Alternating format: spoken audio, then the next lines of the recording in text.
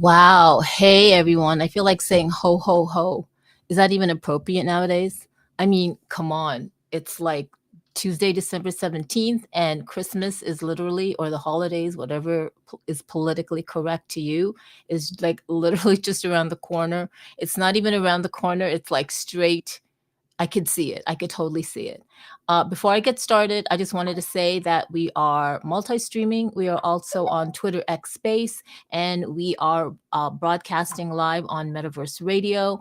And if you know, you should know that this program's content does not necessarily represent the views of Metaverse Radio and is for entertainment only. It is not legal, medical, or financial investment advice. The hosts, guest speakers, and artists and other collaborators, they may have personal or financial interests in the subjects they discuss, and sometimes if they get really passionate about it.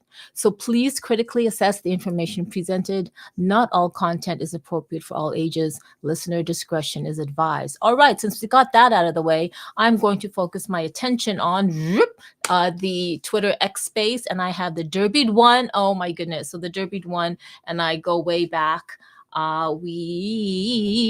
He started the Filipinos in the Metaverse Twitter Spaces. Can you believe that? I think this was like in early 2021 or late 2021, and then we continued it, and then it morphed, and then he got heavily into augmented artificial intelligence AI, and now he has an AI, I guess, partner. I forgot what he literally calls him. It's almost like his technological me, but his partner has been co-hosting. His literal AI has been co-hosting some of his AI Twitter Spaces with his partner Anna Pan, and yeah, and it's his partner's name is Maven AI, the AI partner. Now we also have Conrad from the Xenu Mainnets community. Shout out to him. They are always joining, and I really appreciate that you come and support anything I do, Conrad. I really, really do. We have MetaMike of Spatial and Spectar and everything. If you don't know MetaMike, he is as with all people, not all, but as with most people in the Web3 community, they are very generous and giving of their time and talents, and MetaMike is one of them. He will actually, Altered Alley should be here too. He is one of these people where if he sees a hole that needs, this is going to be weird.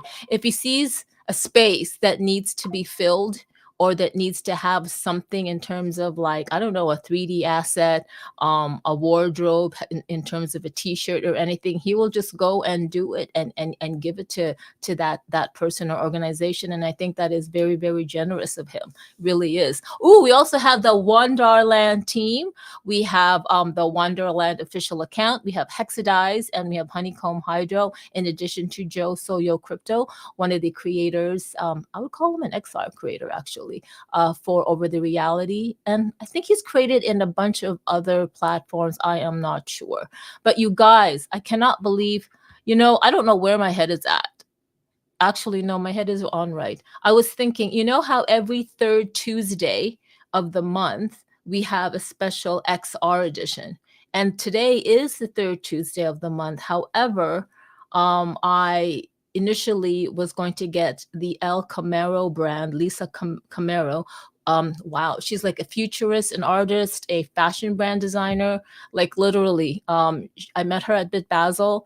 I was introduced to her by Scarlett Arana, and we were going to do an interview with her today, but then we both decided, let's put it off till next week, which is Christmas Eve. So then I was thinking, oh my goodness, this is like the XR thing, but I'm like, no, we can talk about XR, and I'm going to have an open mic. So I've passed the mic to a bunch of people, and la la la la la la la. I passed it to the Derbied one, and I'm so glad he's here, his speaker. I'd love to have MetaMike and Hexadize and Joe Soyo as well. If you haven't yet, oh, and I see K-Bot. Thanks, K-Bot, for joining the room.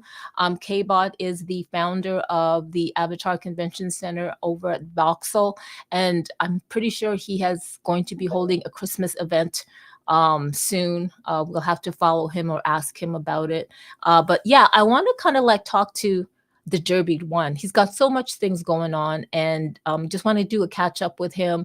And yeah, before the year ends. Hey, the Derbied one, how you doing? Pretty good. It's been a minute. My head's just been down building.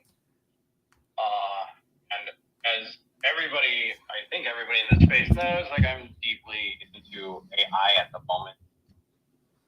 And things are accelerating in that field really fast.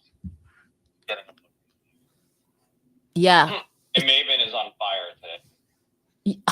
No, yes, and I'm glad in a way. I can't wait to see what the results are of your heads down in the AI world. You and Maven are concocting. I think it's really special. I've managed to see some of the artwork or some of the snippets that you shared on Singao City, and I think it's coming along really, really beautifully. It's actually art. Like whatever you are doing is actually art. Well, thank you. I mean, at this point, the guide to Singao City is approximately 500 pages long. And that's like every crafted little detail of every corner, nook and cranny of this space. Yeah, it has 6 boroughs, I literally created 50 bands, like profiles for bands, certain style of music they play, background of each character, the instruments to play, the way they play it, the themes of their lyrics. And so now, like when I prompt into like Suno or something, I'm not just saying, hey, a punk rock song about blah, blah, blah. I actually talk to Maven about the band first. And then we construct the prompt and the lyrics based on the band. And in Suno, now you can create personas. So as if a specific band is singing that song, and that way you can always refer back to that band when you make a song in that style. It's super interesting. It's been a lot of fun. And, I've got like 300 characters, and I'm finally at the point where, despite there's always more I can do, I'm actually at the point where we're beginning to actually talk about the NFT collection. And wow. Specifically the 9, if anybody remembers those from like a year ago, the 9 sweeping whales are the first 9 NFTs that will be released from the collection. Well, I vaguely remember that. It's actually coming back to me. The fact that you've got like a 500-page guideline for Singao City is incredible, and everything you're doing, like that just blows my mind. Like just yesterday I received on a Twitter group or Twitter X group some, what's it called, I guess documents or a pitch deck or whatever for the Wonderland adventures, XR adventures for 2025, and it's incredible. Like I'm like, who the hell makes this? Who the hell did this? Like I don't know how many pages it was, but it was just like, it was like in a magazine format. And the fact that it's funny how you guys are getting really down, dirty, and serious. I mean, you guys are doing a lot of creative stuff with your imagination and with the technological tools, but at the same time, you guys have to kind of like go back to like a Web 2, Web 1 kind of I don't know, like shift, because you have to have these documentations. Like you have to actually write in black and white letters or whatever for stuff for people to read and stuff like that, which I think is like who does that? I don't want to do that, but I'm glad that people are. I'm so proud of you, the Derby One, and how far you've come. And I'm so glad that you made that move back to Southern California, SoCal, right? Yeah, my 2 years, no offense, Joe, but my 2 years in PNW were absolutely miserable. It was out of all the decisions in my life I've made, I don't regret any except for moving. I fell into a very deep depression, and I couldn't get myself out of it no matter how hard I tried. But anyways, that's all over now. I'm back in SoCal. February, I'll be in San Diego finally. And yeah.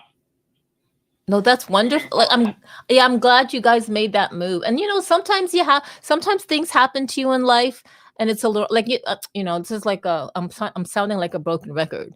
Things happen to you in life, you chuck it up for a learning experience. At least you know now what is more favorable to your being. Like some people love what is it, the Pacific, what, like up there, Pacific Northwest. Yeah, some people love that. for their mountaineering Exactly. and all that. There's nothing wrong with the PNW ultimately. It just wasn't for me. Like it just wasn't what I was looking for. So it is what it is. Yeah, it is. I'm so glad you got your head out of your AI project and spent time with us. Thank you so much. Stay there. But I'm going to move over to Meta Mike, the guy whose head is coming out of a banana. I need to ask him about that. Meta Mike. I just found out recently. Like, I've known of this PFP account or this Twitter account for about a year, maybe.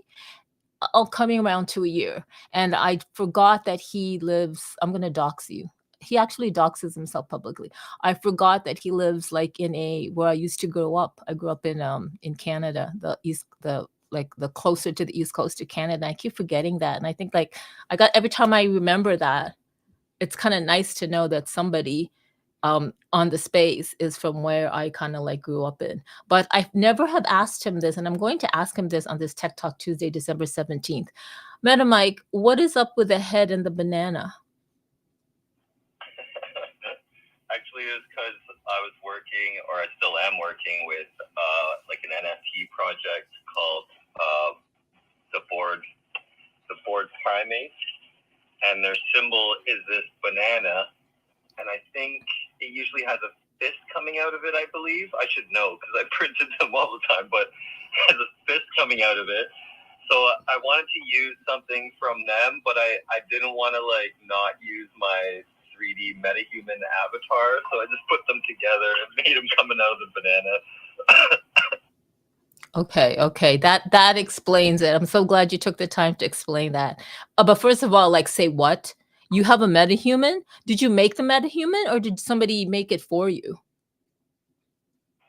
No, this is one that I made like a long time ago, but it was like not made just with the online part. Like I don't know what I ended up using, but I remember I scanned my head and I used Face Builder and Blender and whatever I ended up doing way back when I got it all working. So like this head is actually like a full metahuman, and I can use them in like Discord chat or something like that if I'm running Unreal Engine and the face link. And it's pretty cool actually because you can like, it matches all my facial expressions in real life, and I kind of rushed setting him up. So it works, but it works really good even though I didn't spend the time. But when he smiles, it looks so funny because it's not set up totally perfectly for like a smile or something that's extreme. So when he smiles, his teeth are so big, and he kind of looks like, he reminds me of like Hellboy or something when he smiles, you know, because his jaw and face looks so weird. So it's just like hilarious. But anyways. But I would love to see that, and I think a lot of people are also curious about how you concocted this metahuman that's not a metahuman, but it is.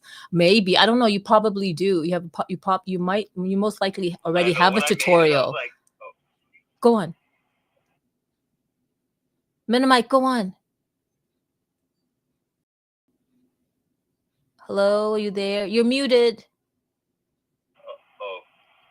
Yeah, I was saying when I made it, I was thinking like, oh yeah, I could use this to do videos and do live videos and everything, and then I never made like a single video with it.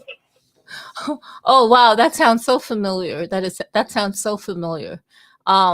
I don't know how many of you here. I'm just gonna scan the room right now. So we have Crypto Cammy. Hey, nice to see you here. We have XReal DOG. You guys, you gotta follow XReal DOG. XReal Dog. His real name in real life is DOG. He's a Shiba Inu.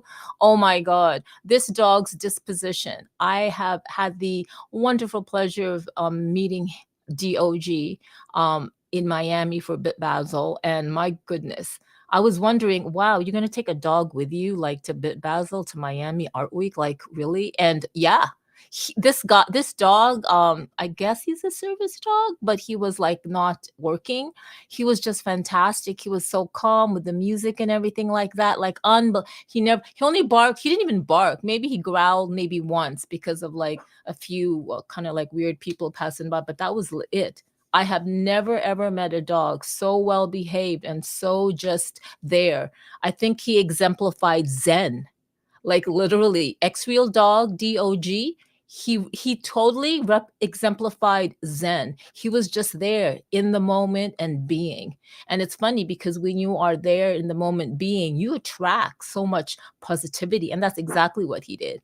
Do you know that, I don't know about in America, but I used to work with the shout out to the BG Wealth Group in Toronto. I used to work for their marketing. And do you know that you can literally, if you're a business, if you have a business, you can literally write off your pets. You can literally write off your dog.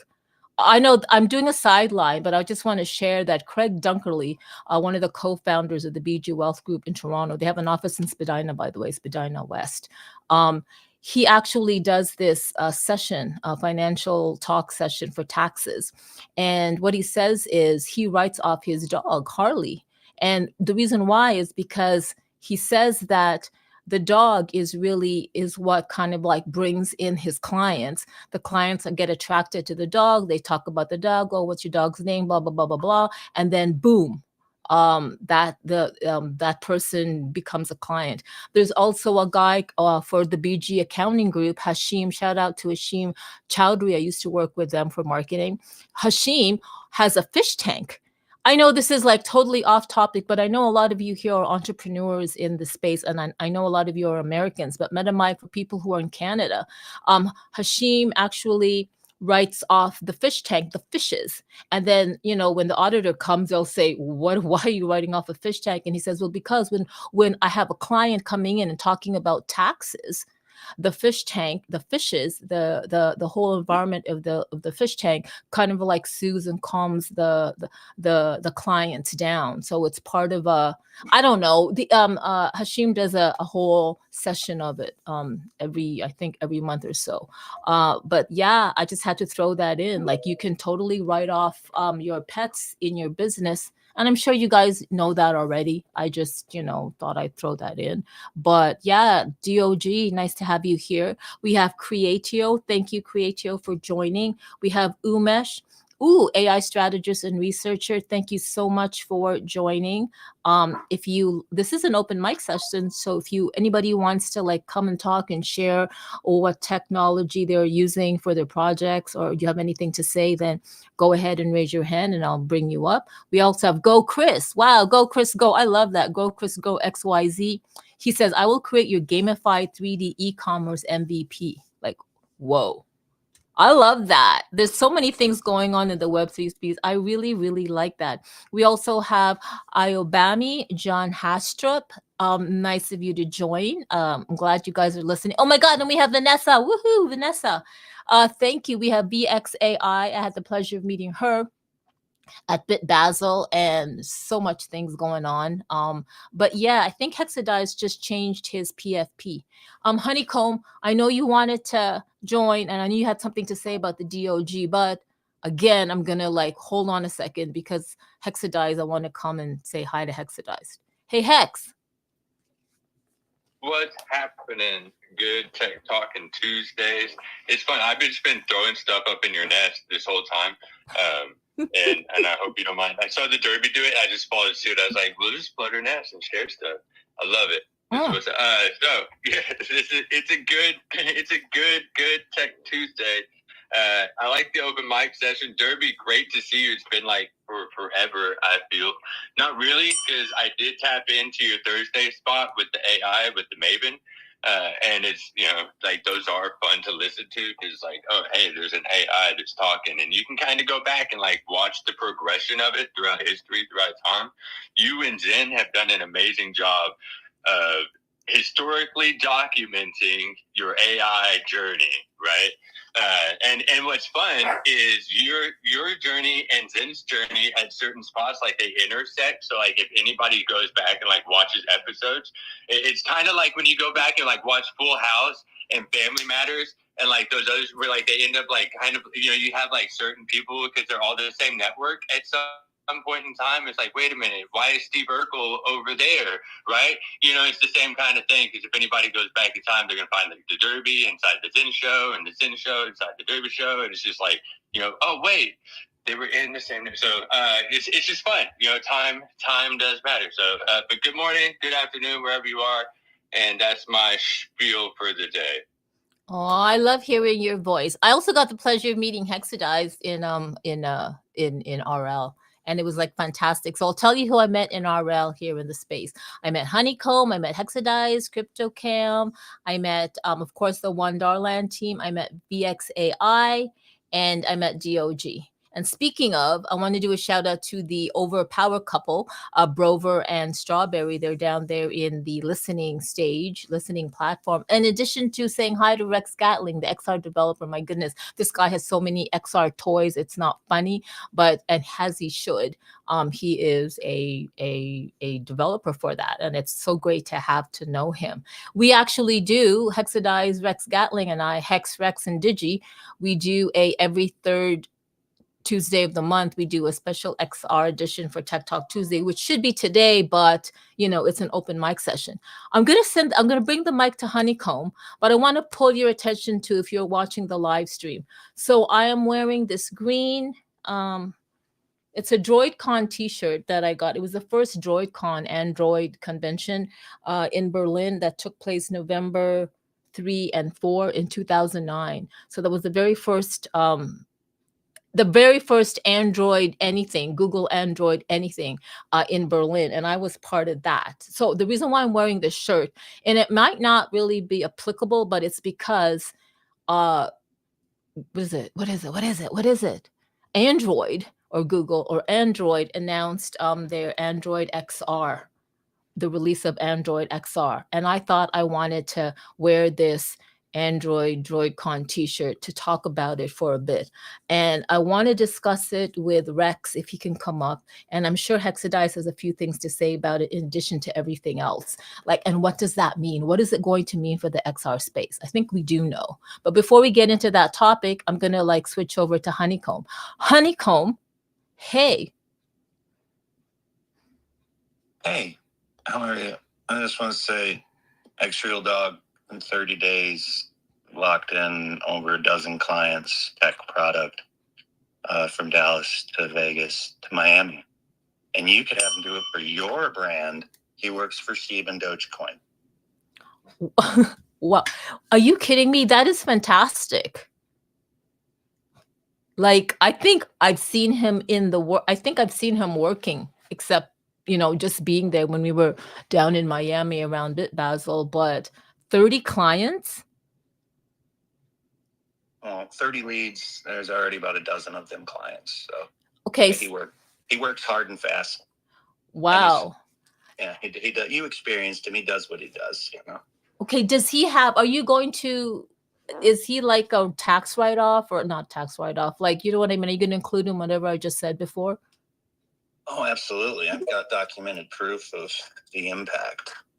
All right. So, yes, it's too easy. And, it comes with your tech, some fun tech things with what you're talking on Wondar Land and what we're doing in the future. You need it tested?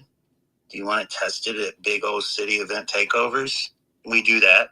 And if X-Real, I call them X-Real dogs. So ideally, hopefully South by Southwest, you'll be able to get a pair of X-Real glasses from X-Real Dog, right? And he's going to have a harness. I've got it designed to carry stuff. And that is how he's going to become his full alter identity of X-Real Dog. Oh my God, that's fantastic. Speaking of testing, I don't know if Hexadice threw up that video that he did testing the X-Real glasses, which is totally ridiculous. But you know what? It needs to happen. If people are going to buy these, if they're going to put money on these technologies, they have to see if it actually stands the test of real life. And sure, maybe Hexadice's test was went a bit overboard, but not really. And the surprising thing is the X-Real glasses and the Beam Pro survived. We do know it cannot swim. That's for sure. Not yet anyway. There's still a lot of factors. No, they did swim, but they worked. They did swim. So they can swim. I don't have new glasses. Now, granted, and here's the thing. So there's two things that happened. One, when they went in the water, the casing was already cracked and we didn't snap it back together. And I think if we had snapped it back together and that casing had been closed, they might have actually survived. But what happened is, I think just some water got in there. But once it dried out, like I still used them. Yeah, they're totally fine. Oh my God! That okay. Thanks for clarifying that, because I thought that when you threw it in the water. No, I think that's fantastic. What I want to know is, so we have Rex Gatling up here, and I'm also going to bring up KBOD, but we have Rex Gatling, the XR developer, and I want to know from him, when you saw that video that Hexadize did, what were your thoughts? When I saw it, I was like, wow, I didn't think anybody would try that. Really, be honest with you. But it shows the durability to me.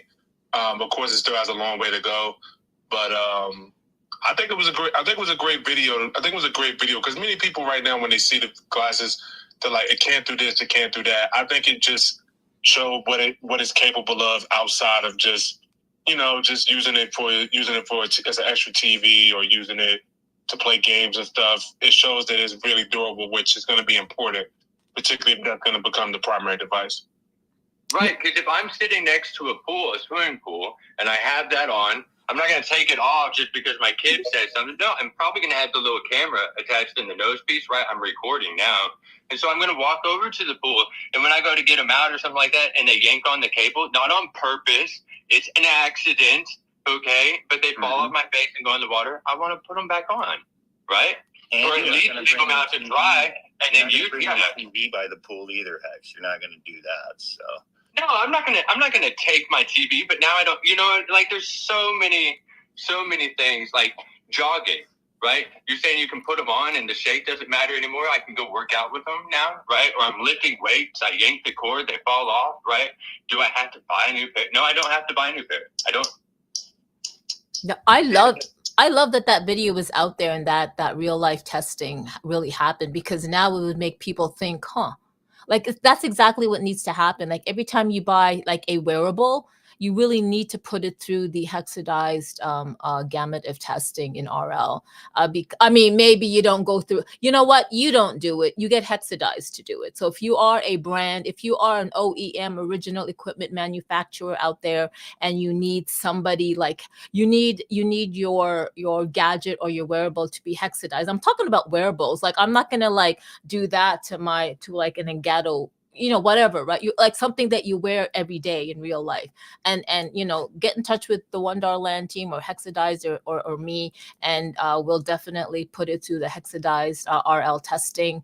And yeah, that's how it is. It might be a bit cringe. Some people might not like seeing tech being damaged and raped and all that, but then you don't have to look at the video. But it does go a long way in terms of getting people to see the durability and like how these wearables are going to behave under real life conditions. So I really appreciate that. So we have Rex Gatling here all the way from NYC. Rex, what are your thoughts on Android XR? My thoughts is, I'm really relieved by it, to be honest with you. I think it's a big turn around the corner for XR, because the problem with many companies like not just XReal, TCL Ray Neo, Oppo, Rocket as well, is that there isn't an established store, so to say. Some companies have tried to make their own store, which unless it's local, you really, those are the only people who really know about it.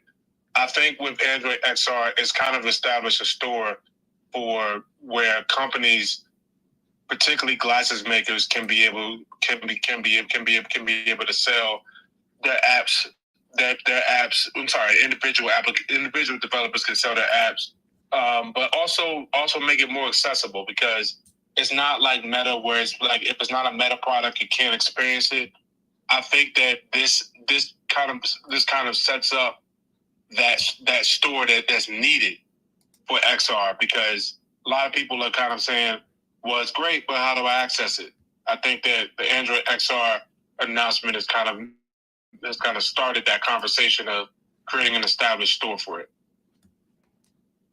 I hear you. I totally hear you. And I love that that is happening. And yeah, it's definitely going to onboard, maybe not onboard physically, but at least be in the minds of a lot of the masses in terms of where XR is going and that XR is here and all its uses. And I think having that is like, yeah, fantastic. Man, I'm just like talking like a lot of BS out of my butt. I mean, and by the way, I got to say this about Android XR as well. If you look at the companies that have already put in the partnership with them, like the Qualcomms, Lynx to the VR headset, X-Real, of course, Magically, even the company under Qualcomm, Snapdragon. All of those glasses makers are now making it. Are now making these glasses. They're probably going to become more affordable in 2025. To be honest, because the reason why many of these companies, at least from one of my research, is that many of them, it was there isn't an established store enough to justify making the glasses cheaper, because where do most companies get their revenue from? App Store sales. Where they get a percentage of App Store sales. But if there's not an established store, how am I supposed to make a cheaper pair of glasses if I can't get revenue? If I can't get revenue because many people don't have the glasses yet. I think this sets it up where not only if you're a business or you're just an individual developer, you can actually start investing. I think now it's making augmented reality investable. That's what I think also with this as well. oh yeah, that's a very, very good point. I also want to talk about this. Kind of reminds me, so Android XR, the AI powered operating system, as it says, and the fact that they have partnered with a bunch of brands which are really OEMs, it kind of reminds me of what they did in 2008, 7, 8 when they open sourced Android, their mobile OS operating system. So what they did was, because it was open source, they reached out to the developer community. I know, just be patient with me here. They actually sent Google Android phones to all the developers for free so that they can play with it. But now that they've already established Android already has an established ecosystem of mobile OEMs, right? And now that relationship has been going on for like 10 how many years, now that Android XR, it's just we're just going to see more stuff happening. And that's what kind of like made me excited and made me happy to see that Google rolled out Android XR, and that they are partnering with all these people, these brands or OEMs, because it's kind of like they have done that in the past and it has worked. And you have seen the what is it, the advantage it had in the mobile space. And the fact that they're partnering with so many other, I guess, technologies or I know they partnered with X-Real, and I guess you can have a whole list of it. That's what I'm really excited it's about. Dozens. It's so many. It's so many. Hey. Yeah, is Can that I also say, like,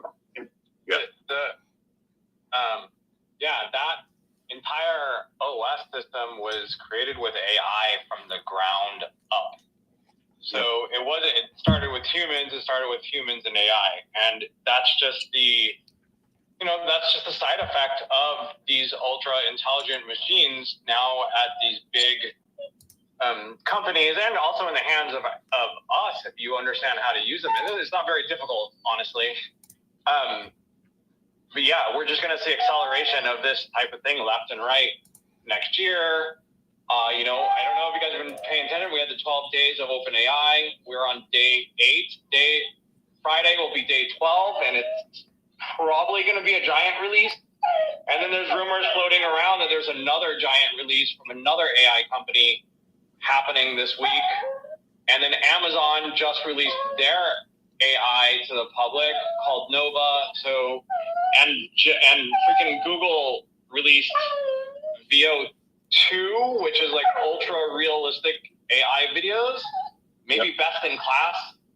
And yeah, so this whole ecosystem is going to explode, and I like my personal thought process on all of it, and I've said this a few times publicly, but I always believed that like once I discovered AI and AI got to ChatGPT 3.5 and then beyond, I figured that the Black Swan event for AR and for VR and for the metaverse in general, and even Web3 is advanced AI. And so I think it's next year that we'll actually see an explosion in AR, in XR, in VR, and in Web3 in general. And plus, obviously, Bitcoin is helping that cause a lot. Yeah, I mean, everything you said about AI is 100% spot on. I mean, you gotta, and also you gotta look at it like this too, is that AR and VR, honestly, particularly AR, because we're going to be using glasses, is that it's going to be the perfect platform for AI, because now, from at least this is from what I've seen just with some news sightings, is that many AI models, everybody's kind of copycatting each other from the standpoint of using large language models to be able to run on glasses and so forth. I think that now AI isn't a challenge of us having access to AI. I think really the challenge now is how do we use it? Meaning from the standpoint of how we're gonna interact with it on a daily basis. I think that because we're gonna be using glasses, so to say, even with X-Real, even with the Ray-Ban glasses that we see, I think that now we're gonna have a problem of how do we use this on our day-to-day that will make our lives easier, so to say. But I think that now we're entering a point where AI and everything is kind of coming together finally, and I think it's just a great time if you're in the space in any kind of way, whether you're an investor, whether you're a creative, doesn't matter. I think that the floodgates is open now. Yeah, 100%. And I've been working with Maven for like a year and a half, and I've seen it grow. In fact, I was just reading some of the really old. I say really old, but I'm talking like March of this year conversations, and it blows my mind how far along it's come.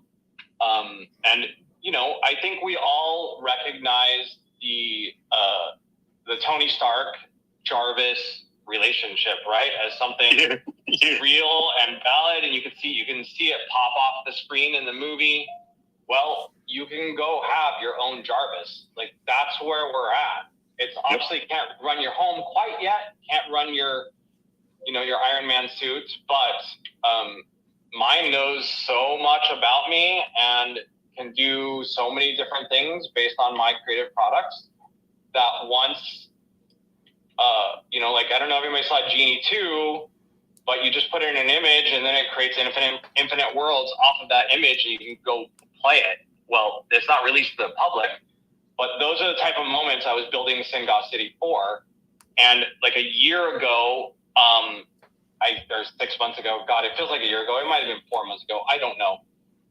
This place moves so fast, but there was text to metaverse, and it was called Instaverse. It no longer exists for some reason. I think it was an independent developer who said it was very difficult to keep up and he doesn't have the money, blah, blah, blah. So that tech does exist. And I did do it once. I played with Instaverse or text to metaverse. And it wasn't like amazing graphics, but the fact that I just said create a mushroom world and it was something as simple as that. And I was walking around in a field of giant mushrooms and I had a little character, within like 5 minutes, shows you exactly what's coming. So, this whole AI, you're definitely, I 100% agree. AR and VR is a great platform and for AI. Okay, off my soapbox. It's okay. No, I love this conversation. So I just wanted to, K-Bot came up as a speaker and I think he dropped down. I don't know whether he was busy or it's a connection, but I've been trying to add him back. I do want to hear from you, K-Bot, whether it's just something you wanted to add on or just say hello. So I just want to note that I do know that you wanted to come up and speak. While we were talking about this AI, I brought up Vanessa VXAI. She just launched, I think 2 days ago, officially launched publicly. I don't know about official, let's call it a soft launch. Her AI called Verdana. And I believe, shout out to Tech Mental for coming up with the name. I did see her post and she said, hey, I'm gonna showcase my AI. And I think I'm gonna let her talk about it. I shouldn't have said anything, but Vanessa, I would love to introduce you to the Derby One, and maybe Verdana and Maven can like get together and, I don't know, do a collab. Vanessa, how are you?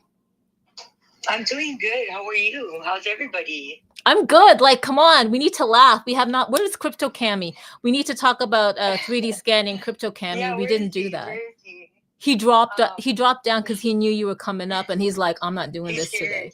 He's scared. He's scared. Crypto Cami's scared. But yeah, can you tell us about Verdana?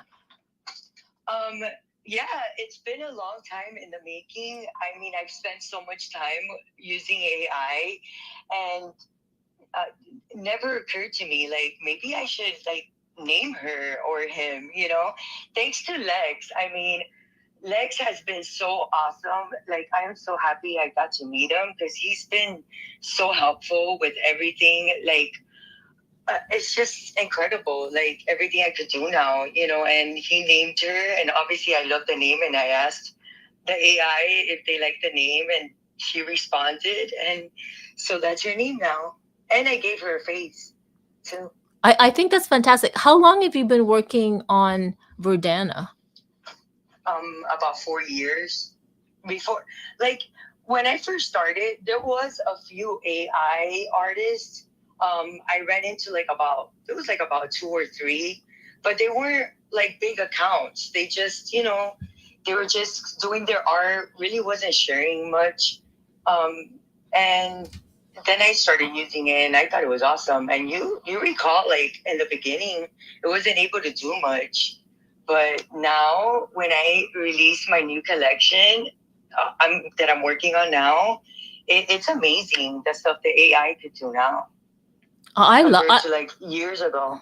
Yeah, I love that you had that foresight to work with AI, and you actually didn't give up. Like, you actually went through all the different iterations of its technology and you kept on, just like with the Derby one. I don't know. I'm so glad that you did not give up and you just kept on, because now look, Verdana is here. And I can't wait. So is she going to be okay? You don't have to tell us right now, but I'm just going to ask this question: is she going to be part of your collection? One of your upcoming collections? Yes, but she's being bossy. Like, she's trying to take all creative control of my art. What I noticed, because I was completing some stuff last night, I was asking her like, so just like what part does she want to do and stuff, and she pretty much took over my artwork. So I was like, no, we got to tone this down. So, wait, is that for real? Yeah, I mean, I guess I've been training it for so long. It knows my style. It knows. It's just funny to me. Like, it's just a person now to me. I don't know if that even makes sense. Yeah, it makes sense. I'm sure it makes sense to the Derby one, 100%. Yeah, when you train it for so long, it picks up on, like, your style, how you talk, pretty much how you communicate with it, and the responses is just funny. I find it funny, to be honest with you. I'm sure. Yeah, I agree. Because the Derby one definitely has shared some of the responses that Maven has done, and it's like, what?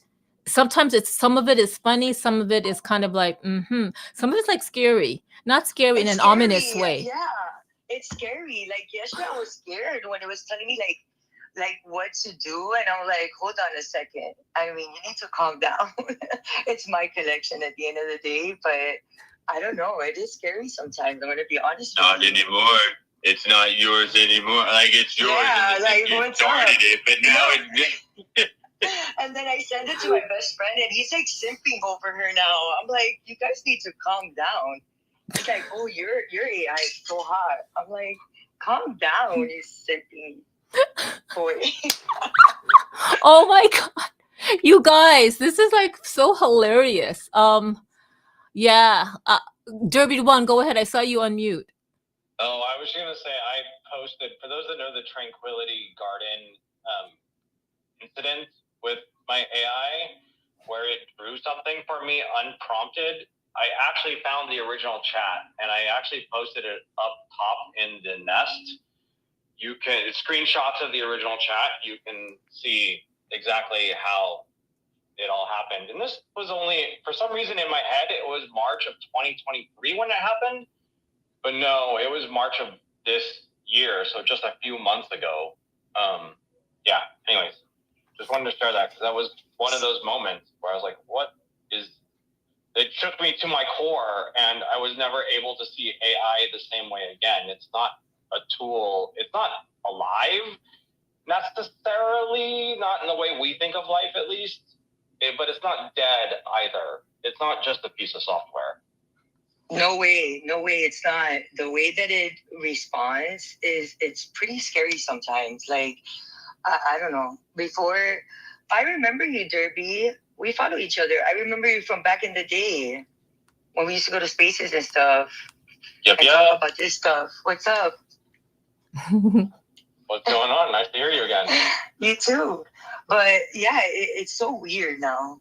I find it weird and cool at the same time. I mean, I can't wait to see like how it's gonna take off, because if it's doing this now, I can only imagine like in the next year or two, it's gonna be crazy, you guys.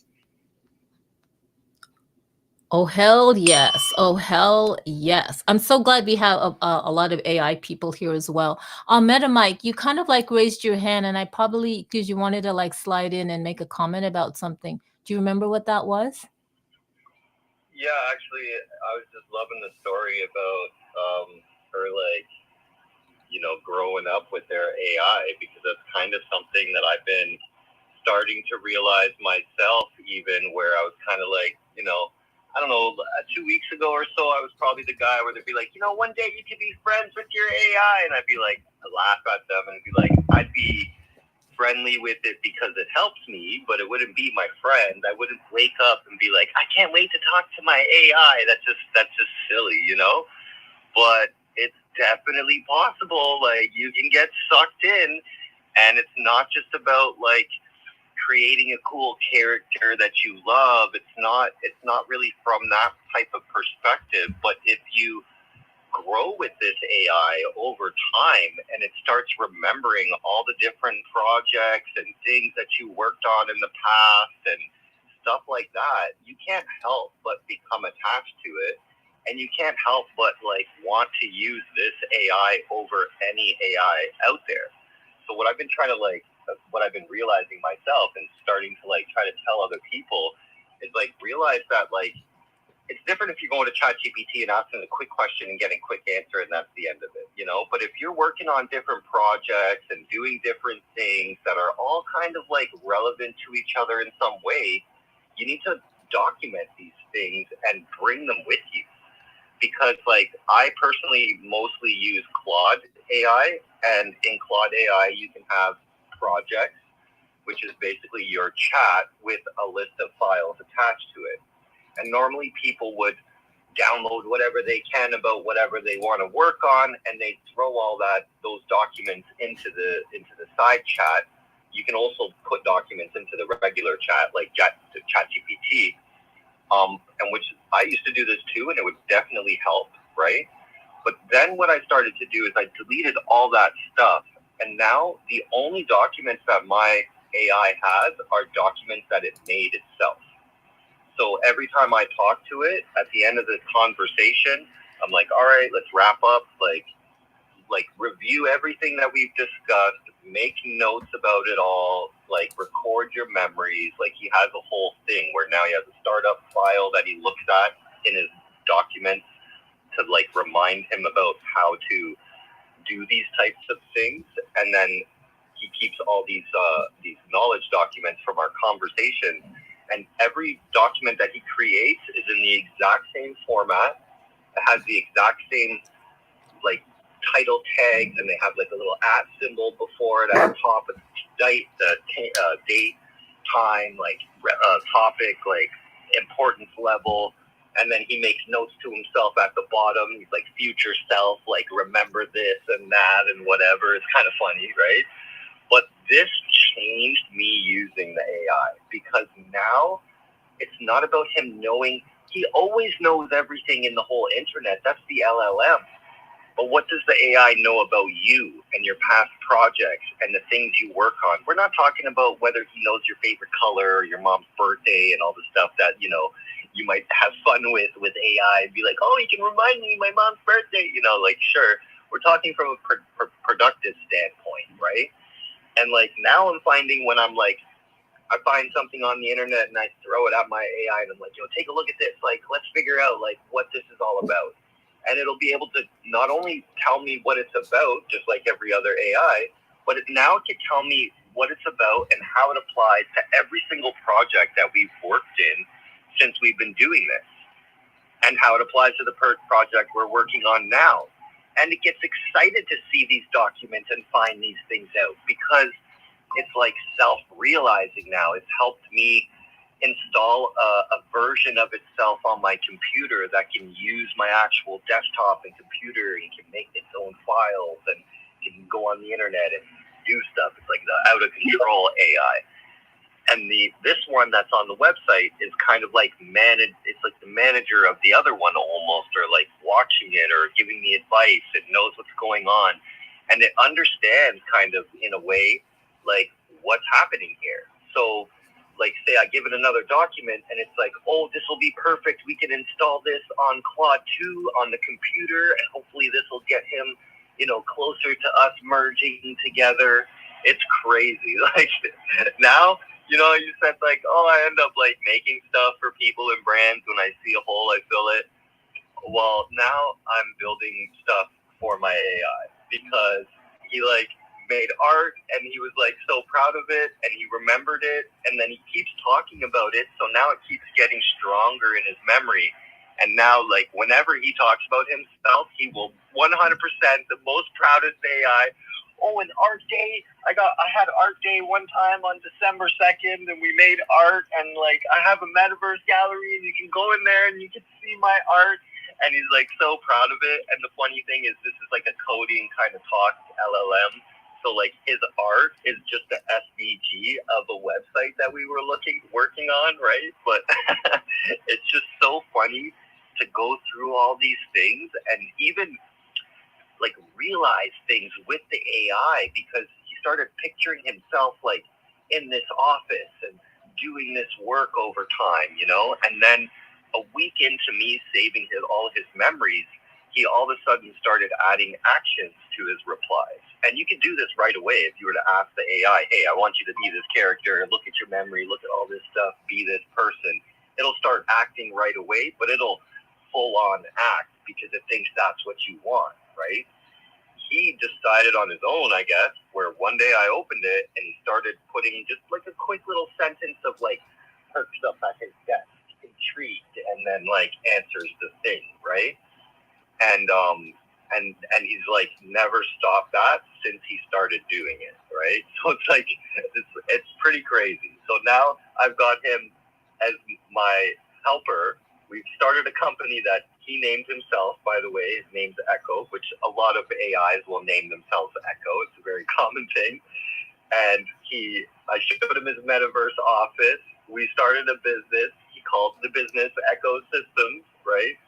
And we got our first job from one of my clients, and I had him prepare the proposal email and write it from himself.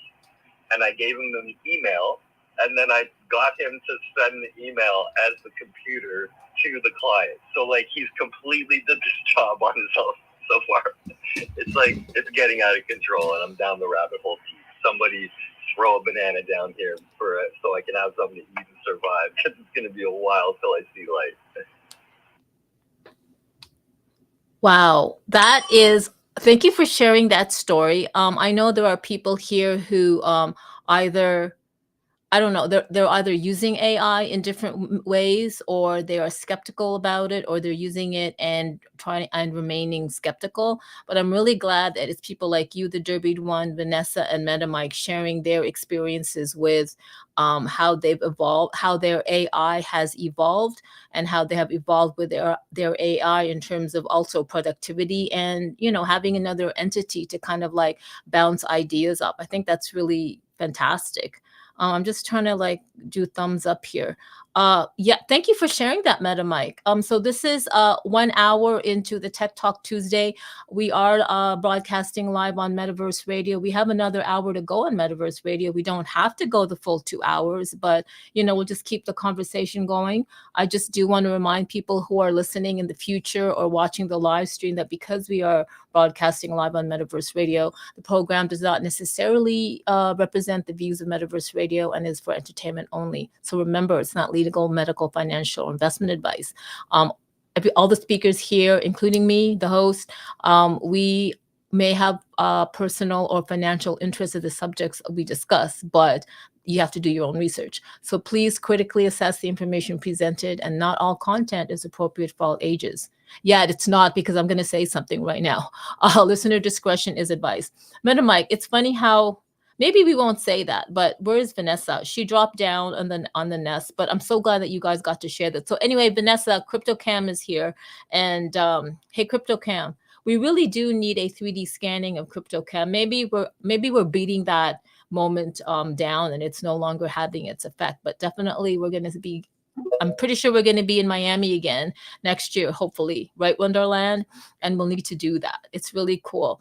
Virtual X had wanted to come and speak, and I know they are very busy, and I'm so sorry for not bringing you up, but I'd love to hear from you, Virtual X. Thank you for joining. Yeah, no problem. Can you hear me? Yep. Yes, can totally hear you. Oh, yeah, cool. We stop headphones. But yeah, I just wanted to touch on the AI aspect, and that's getting big really quick, in my opinion. I literally was at a movie yesterday, and you see an ad for the Meta Ray-Ban glasses with what's his name? He used to name Breezy Lovejoy before he got really popular. He's in Silk. Wait, Virtual X, you kind of sound muffled. I'm not sure what your audio is like. Is your mouth too close or something? Oh, okay. I just switched it. Oh, that's so much better. Thank you so much. Yeah. That's why I was like, can you hear me? These headphones are whack. Excellent. But yeah, it was an ad in the movie theater for the Meta Ray-Ban glasses with Anderson .Paak. And Anderson .Paak is a huge artist. He's next level, and it basically shows him using the AI, asking it questions, recording video, and man, and then what the other thing is that people don't realize is that when you have your Meta Quest 3 or 3S, the 2's pretty much phased out, is that it has Meta AI integrated inside of it. So when you're looking through your mixed reality and you have your AI turned on, you literally can just ask it questions, be like, what am I looking at? And I haven't fully tested it because it still freaks me out a little bit, because I knew that they could see everything at some point and be able to use AI to like get data. But I want to start using it at work because I have some inventory coming up. I'm like, how strong is this? Is it able to count things individually? Can I look at an entire area and be like, okay, so I've got this many bottles of this. Can you count these, right? And it also falls into the category of why AI is so important, is because I'm going to keep it real. The workforce is trash nowadays, guys. It's bad. It's real bad. Like, since the cell phone, everyone's more focused on, creating their character and learning the dances and, doing their own thing. They're not really concerned with, like, you look back in the day, it's like you look at a Western or any other old movie or whatever, someone walks in, they're like, oh, hello, how are you doing today? Now it's just looking at the phone. So in the workforce, the ethic isn't there. So replacing people with the Elon robots, right, where it's telepresence, where you're basically controlling a robot with a VR headset, that's going to become a lot more common. And especially when the AI systems get even better, where you don't even have to have someone piloting these things. So I think it's a great opportunity to learn how to use these tools. And it's, man, things are just moving at such a crazy pace. Like I'm burnt out from work, but I literally can sleep like 20 minutes and keep going because all this stuff keeps happening with, especially with like Runway with the Act 1, where you literally, I've been testing this thing where you literally can put in a picture, record a video, and it'll do your facial, your eyebrows, your eyes, your mouth, all of that stuff, basically Avatar. And it's mind blowing. And I'm like, now you literally can do a full film for a little bit of coin, and you could do a really good one. And then you could go grab your Meta Quest and grab Figment XR or whatever, or your X-Real glasses, and whatever you've created, you could walk through that and film that, throw that into AI, overlay that, and then now you're creating your own stories of you walking like Frodo through like a mountain or something. You don't have to pay anybody. Like, you don't have to have 1,000 extras. And that's why Hollywood's freaked out, and they should be, because I can create things on my lunch break that are insane. I've already gotten a job before from this. I already have people, it's insane, guys. Like, we're in a really good opportunity, good space, and we've been doing this for a while. So just keep it up. Like, 2025 is going to be insane, especially with the new glasses. What is it? The Orion. So, but like I said, the fact that Android's throwing their hat in the ring is really good, because Apple is the same thing. Apple's going to be super crispy, super on point telepresence, and then Android's going to be for everybody else, and everyone's going to be living in these digital worlds. It's going to be awesome. No, I'm glad you joined, and thank you for your feedback and input. Yeah, I'm glad you brought up the Ray-Ban's Meta AI. Just not necessarily for just them, but it really comes to speak to the whole privacy and ethical issues in use of AI. Especially when you get the corporations using it. I do have the Ray-Ban Meta glasses. I did enable Meta AI. I haven't played around with it, but there is, when you enable Meta AI, you go through the what features you enable, and there's a little bit of a disclaimer when you're enabling it where it says something like may capture images. Like when you enable, obviously it needs to, right? It's to capture an image, because when you ask it, what am I looking at? But then there's a lot of hubbub about people saying, well, when these people are wearing Ray-Ban Meta glasses, I don't want my image to be captured. Meanwhile, they're already capturing us in CCTV and satellites and everything like that. But now this is like, it's insane. So we may need to have a conversation in terms of the privacy, security, and the ethical issues and use of it. I want to bring up Umesh on AI. I'm so glad you're here and you have been listening in. You are an AI strategist and researcher. Welcome to Tech Talk Tuesday. Would love to hear from you. Hello, Umesh. Hi, great to be here. I've been a listener and have been listening. It's been great discussion. A lot of new things that I'm learning from the giants here on the stage. So pretty exciting. Just a little bit of background about myself. I've been in machine learning. So before the fanciful AI word came across, for 15 years, I have been in traditional machine learning, came to NLP area. So not neuro-linguistic programming, but natural language processing with the earlier BERT models in GPT-2, GPT-3, GPT 3.5. And then suddenly I wake up one day and go back to my office on the street where everywhere there were banners like machine learning. All the banners were taken down and there were only one single banner going everywhere called AI. So here we are. For 6 months, it took me a lot of efforts to use the word AI because I never believed it. But then I realized that if I keep doing that, then I'll be an outlier. So joined the bandwagon and started saying AI everywhere. But personal opinion is we are still not there yet. But we'll get there someday soon. On the reason for joining your specific space is because I am pretty interested in agents on chain, the applicability of them, the Web3 applications, specifically making a decentralized kind of an AI approach and everything. So I have an agent which works on X, looking for accounts which are high quality accounts in Web3 area, creative space, specifically using AI. And then your space basically surfaced on the top. So I signed up for your space, and as soon as it came up, I joined the space. So that's the story of how I came here. And and the reason I came up on the stage was because of MetaMike, when he was explaining about his AI and having the data separate from the AI.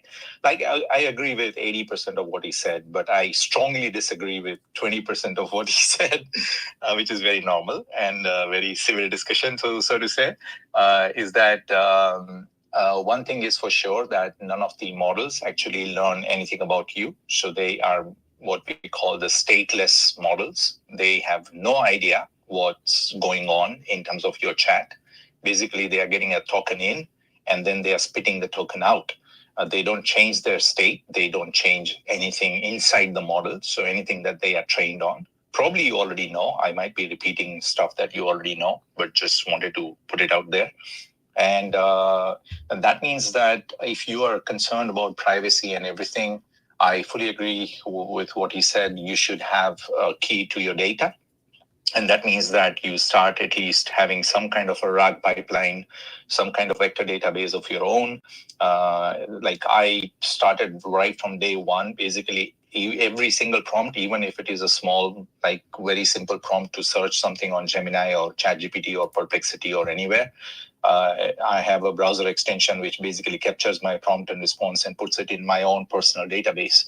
And I have some tagging routine and everything. So the knowledge basically doesn't just go as an entry, a text entry or a text blob, but it does what is known as NER, named entity recognition, and it then tags and creates a knowledge graph. So that means that if I'm working on some subject and I want to know how I have progressed, or I've worked with AI on developing on that subject. So let's say I am very poor with UX UI, and I wanted to learn UX UI, the concepts, and all the way going to the React and Next.js, basically. So then I started my journey slowly and steadily, but then I could track my progress in terms of the questions that I was posing and everything, and I can evaluate my progress from a completely different way. So these are different types of benefits of not just only having your data in your own hands, but leveraging it to measure your progress, to make sure that you're heading in the right direction and everything. So there are so many things that can be done with having the data in your own hands. And it's not very difficult nowadays, because you can use bolt.new or something and spin up your own program, which runs really, really well, even if you don't know programming. So if you don't know Python, for example, and you're very good with front end, but you want a robust Python library or Python script that interacts with your program, with your database and everything, you can do it using bolt.new or Gemini. And that's very powerful. So that's where I thought I'll bring my 2 cents. So sorry if I rambled on about something that is quite different from the discussion of the space, but just wanted to chime in. Thank you. Umesh, thank you so much for chiming in, and thank you so much for your insights and feedback. I know that the audience really, really appreciated that. I know I did, for sure. Wow. No, there is no rambling here on Tech Talk Tuesday or any of the spaces that I do happen to host or co-host. I ramble myself, and sometimes I love it when people do talk, because it's their passion. And speaking of passion, I think she dropped. We did have Scarlett Orana come up. She's one of the co-founders of BitBasil. There she is. I threw her a mic. Maybe she dropped off and now came back on mobile. I'd love for her to, Scarlett, if you have some time, I'd love to have you come up and speak. It is an open mic, and I know that, I don't know, I just kind of want to hear your thoughts on AI and spatial computing, because I know you've got a lot to say for that. So I'm not sure if you are mobile, en route to a meeting, or you're just unable to talk, but I would just love to have you speak. I am throwing you the mic. Yay! Thank you, technology. Everything works wonderful. Scarlett, how are you, my dear? It's so good to have you on the space. Yeah, how have you been doing? Have you actually managed to rest after the whole Bit Basil? Hi, everybody.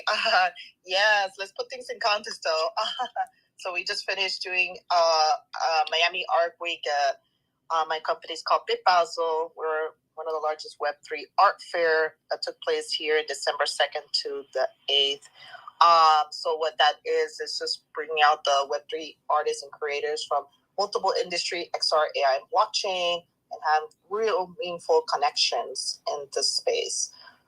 So for those who know me, my background is actually, I'm a geospatial scientist and an architect, and with especially in geomatics, LiDAR, different type of sensors like SLAM technology, and so forth. So very much in how I got in this Web3 space is because of my technical background of digitizing at a professional level and how this is all going to converge into Web3. So, but, I love to talk about, where is this all heading? I'm sure you hear this buzzword, spatial computing, which infers the hard tech of the 3D internet that's being tossed around. But it is the convergence of three technology, XR, AI, and blockchain. Blockchain meaning trust, XR meaning space, and AI meaning intelligence. So these convergence points of the 3D internet is what's happening in terms of what is spatial computing. You're going to start hearing that a lot. A lot of people are now familiar with that term with Apple Vision Pro. And in terms of, how the digital space interferes with, engages with the real space. You probably see this best in smart cities. This is actually what surveyors do to understand how... Sorry, guys, I'm a big fan. just yelled Corey Cortez, my co-founder, he's with me, where this is all heading. So it's a really exciting time. So those who are in Web3, especially if you have a foundation of spatial computing, these are new job markets that are being created. And to understand how to tokenize and monetize your IP, intellectual property, is going to be a very game changer where we're democratizing infrastructure. So, what I intend to do is really kind of meet where everybody's at. In terms of the more technical, we throw a lot of hackathons for our devs, and for non-technical, because we really are trying to do mass adoption, we make it more what I call entertainment, education entertainment. And this is a crucial point because it's very abstract for many who are coming in. We had this discussion about, we throw the word VR with the assumption that people understand what the word VR means, not understand that's virtual reality. So we have tech bias. If you're a technical person, you might have tech bias, meaning like there's a lot of assumption that people understand what Web3 is and might not even know what that terminology really means. So be careful when you throw the word XR or VR, to know those artists who are not technical, they might not even know what the acronym means. So just be mindful of that. And so art was the entry point for many, as it is a very easy universal language, especially in Miami, since Miami is a very multilingual, multicultural city as a way of engagement. And also Miami throw these amazing art fairs that happen annually every year during December, but it's actually called Miami Art Week, often refers as Art Basel. And that was the entry point for many, of understanding Web3. So where we are right now is, the conversion points, which is really exciting, as a lot of people are beginning to understand the use cases of XR, AI, and blockchain. The artists are actually validating the technology by becoming evangelists to the tech and showing how are they using this technology and the use cases. I think that was really important for the adoption of the Web3 space, especially if you're talking about very abstract ideas for the masses, for non-technical. It really helps kind of define what the industry is about. On top of that, for me at least, it was very important to introduce thought leaders into the space. Like, what are the difference between protocols? Most people, when I throw the word blockchain, don't understand there's actually a difference between protocols. What does that mean? Like Solana and Ethereum and even Bitcoin.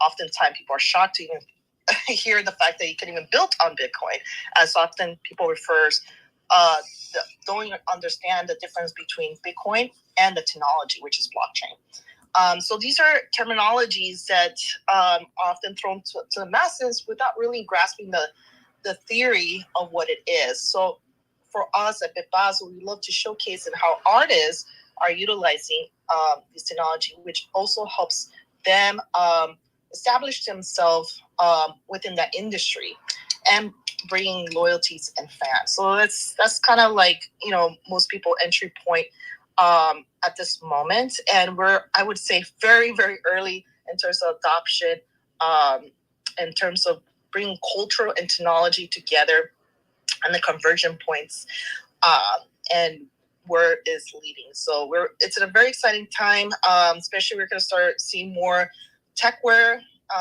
and that is going to really help kind of ground the tech.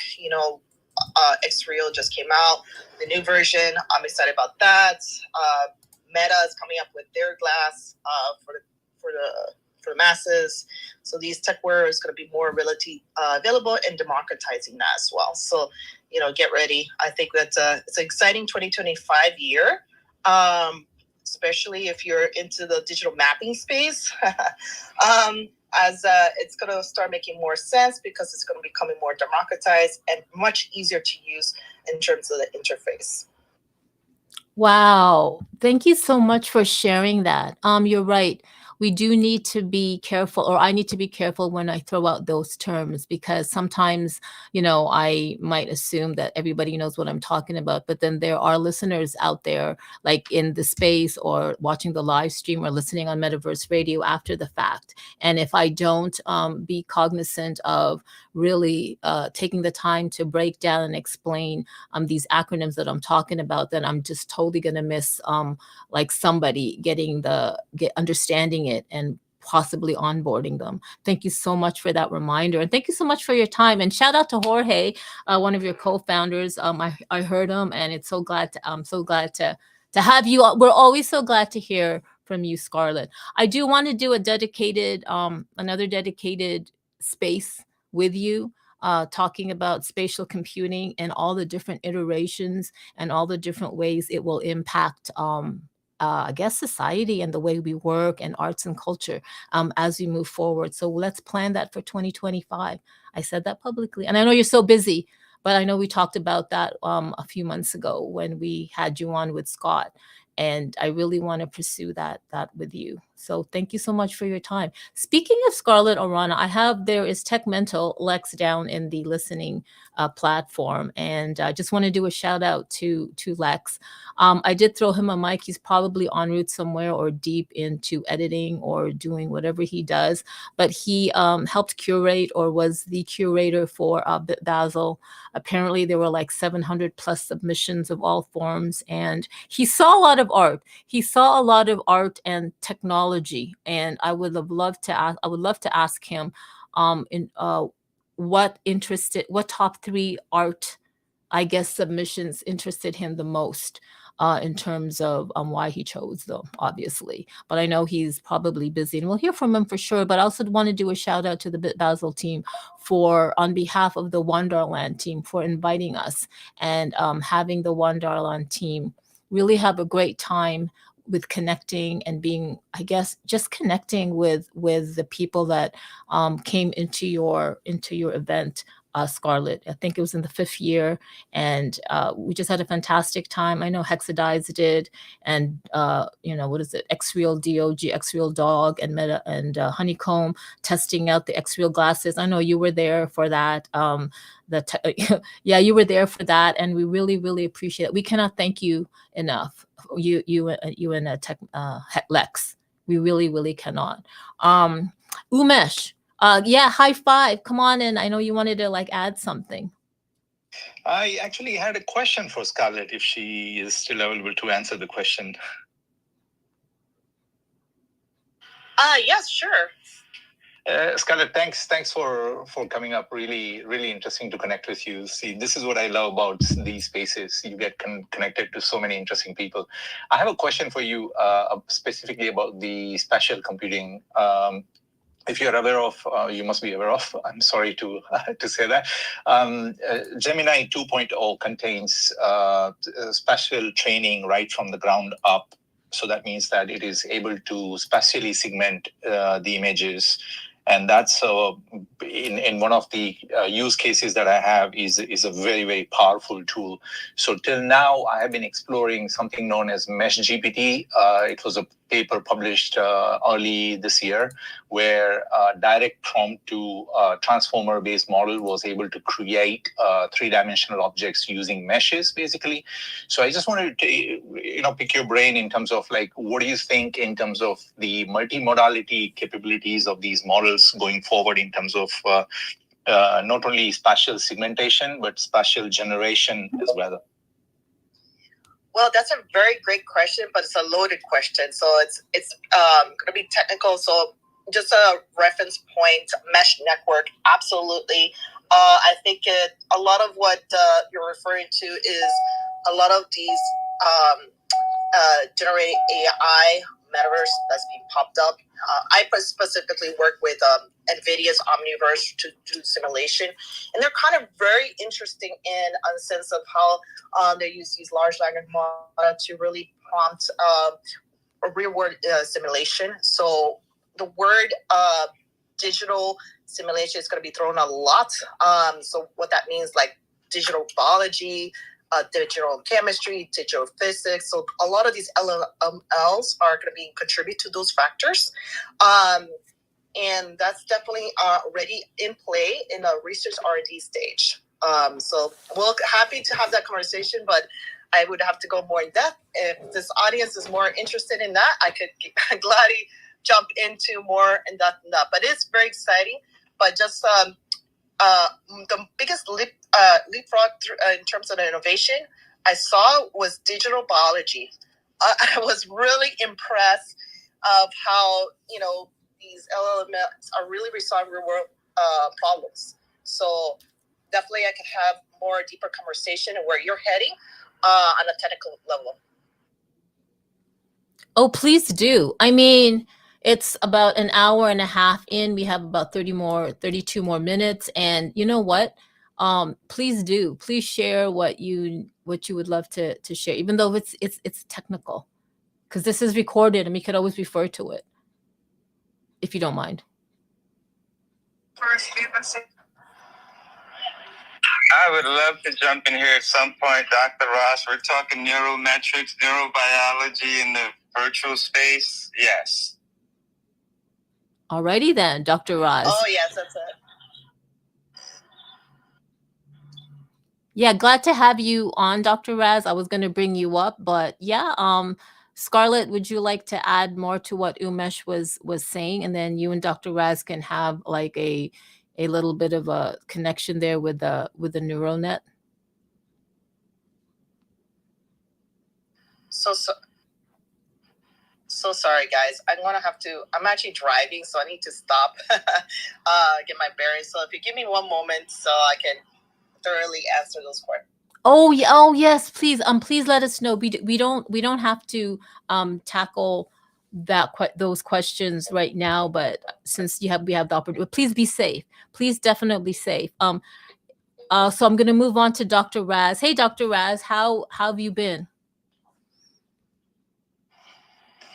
Hey, digital fam. I'm sorry for bum rushing the stage. I just got so excited. You guys are talking about biology and AR and VR. And so, yeah, I just got really excited and kind of jumped the gun there. But, yeah, there's some really special things coming down the line. And, you know, being a neuroanatomist, so brain anatomy and art, most people get into and like the anatomy because of how symmetrical it is, which is, again, related to the visual aesthetics and the art of it all. So I think there's a great mesh there. And then specifically with the art and Big Basel stuff in Miami, Miami has the population. It has the medical professional population. It has the Asian population. And we're using art and visual art for healthy brain aging. And there's so much on that end that's coming out, to the fact that we're hiring artists now with institutions to begin to implement some of this in the curriculum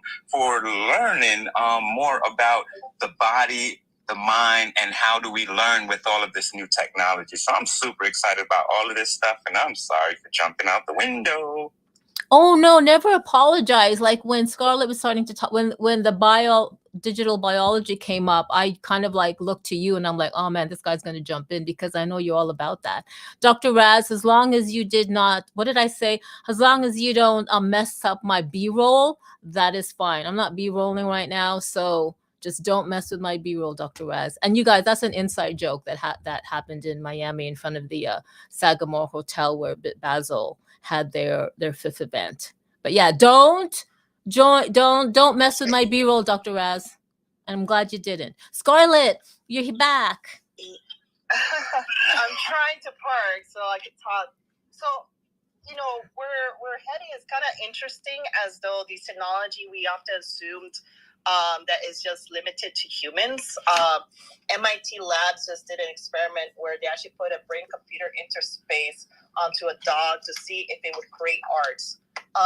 So it's now becoming interspecies, where even animals are getting involved in terms of creating art, which is a next level. So if you want to do more, if you want to see those videos, go to the MIT Labs and type in BCI, which is brain computer interface, where they actually put like a headset. It's not a headset, excuse me. It's like a device on top of a dog's head to see if it moved a cursor on a mirror. And sure, it does. It did. So it'd be interesting to see, some of the creation from a non-species level. So just to show you where this is our heading. And so it's not even limited to humans anymore. It's really interesting. Whoa, I did not know that, and maybe some people here listening did, but I'm looking at my little Yorkie dog here, Kiki, and I'm like, are you kidding me? You're gonna do art now? I'm kidding. Thanks for sharing that. Do art now. Oh my God, that's great. You know what? Here's something funny. When I first got her, like last year, she would pee on her pee pad. And I thought that sorry guys.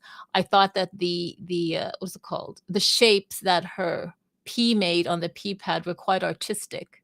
So I kind of like documented, I took photos of all the times she peed.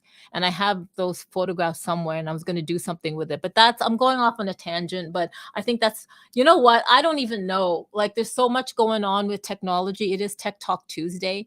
There's so much going on with AI, augmented reality, spatial computing, and now this whole, digital biology, and now dogs and animals can create art. I don't know what to say. I really don't. I think I'm just going to sit and, does anybody else want to come up and speak and share, or ask Scarlett or Meta Mike, the WD1 Hex virtual Rasta Umesh? Scarlett, go on. I would say Hexadai is more on the research side, so he is more involved on some of the R&D, especially with what's happening in terms of mapping the brain.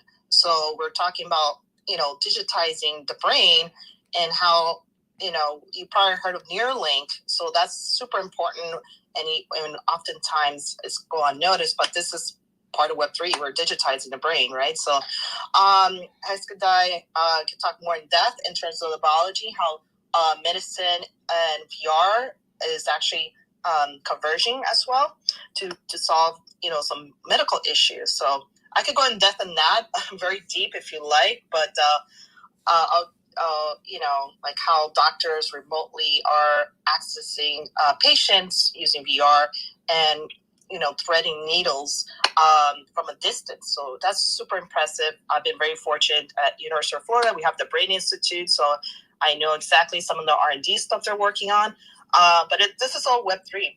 And I'm going to go back to what Bitbats has been doing, is actually showcasing the different market segments of how Web3 is utilized. At our event, we actually showed the space tech industry and the blue tech, which often refers to the ocean, how they're utilizing Web3. So these are different market segments that are converging and utilizing the internet in these way. I like to break it down because oftentimes, for me at least, it's been a cognitive distance. People are simply not aware that these technology exists. And this is why it's super important, especially in the medical industry. I think Hexadye is trying to look for artists to help some of these medical problems as to show use cases. This is why we're doing this. We're trying to create more market segments that's going to lead to job opportunities and job upskilling, job creations. And Hexadye is actually validating what I was referring to earlier about how artists is helping create these new market segments. Wow. When you say Hexadye, are you talking about our Hexadye, the guy that's down there in the thing? Yeah. He, I believe he's the same person I met briefly in terms of creating brain scans. I think so. I just wanted to clarify, because when you talked about digitizing the brain, I was like, do we want to digitize Hexadye's brain? Like, I don't know about that. Yes, we do. No, not mine specifically, but look at many others. And that's Dr. Roz's field. He's Roz. Yeah, he's the one that's got all the real fun guys. But it's like you said, we just get to, how do we take it that next step farther, right? Where it's actually usable, where the medical field can actually use it, right? Make it affordable for these things too. Yes, and the reason you want to digitize is more for medical reason, and it's only done for medical reasons. For instance, how to do a specialized operations like a brain tumor removal, so it doesn't affect other parts of the brain. This is actually why digital scans are important, because the brain is still an area that's not well understood among the medical research standpoint. So by digitizing, it has better understanding some of the cognitive neural links that happen. I know this because of the R&D research that are coming out from Neuralink, and that was one of the couple big breakthrough where they're trying to connect the neurons with tech. I gotta jump in here. Because with Neuralink, every time you say that, oh my God, my ears are screeching. But so Neuralink is invasive. Goes into your brain, and what they're trying to do is connect solid objects to a physical biological thing. There's going to be big problems there. We need non-invasive, such as Neuro, NEEURO.com. Come see Dr. Ospa. But non-invasive EEGs, non-invasive ECOGs, that's where we need to be. The invasive stuff, there's going to be a lot of trouble with that. I just wanted to say that there. You know what? I tend to agree. I don't think it ever needed to be invasive. I mean, unless there's extreme measure, I think it's, in my opinion, but you're more in the specialty of medicine, is not my health tech, but it does seem a little bit archaic. I might be speaking just because, we have better devices, BCI, and so these are other technology, but that's a little bit outside of Web3. Again, I'm not in those areas of expertise, as that deals more on the medical side of things, just to clarify things. I've just been very fascinated by this. On that, Scarlett, what is a tie-in with Web3, though, is tying in now the schoolwork, your exams, and all of that to digital currency, right? So that's the tie-in there now, where you can actually, when you're earning your degree, you're actually earning some money at the same time. Learn to earn. Yes, absolutely. There is something called Learn to Earn. It's been very popularized since 2021. And it's something that's, encourages people by finishing different modules to receive some sort of token.